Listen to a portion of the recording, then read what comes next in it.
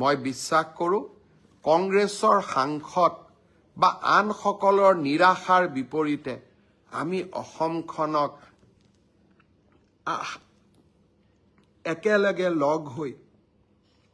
আমি আশাৰ সৰগ ভূমিলৈ ৰূপান্তৰ কৰিম আৰু মই বিশ্বাস কৰোঁ আমাৰ অসমৰ যুৱ প্ৰজন্মই অসমখনক আশা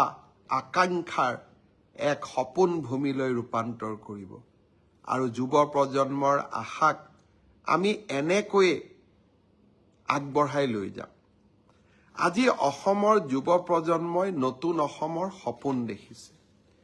কেইদিনমান আগত মাত্ৰ এডিআৰই পৰীক্ষা হৈ গৈছিলে ৰিজাল্ট দিব ফেব্ৰুৱাৰীৰ শেষ সপ্তাহত নহলে মাৰ্চৰ প্ৰথম সপ্তাহত শিক্ষক নিযুক্তিৰ প্ৰক্ৰিয়া চলি আছে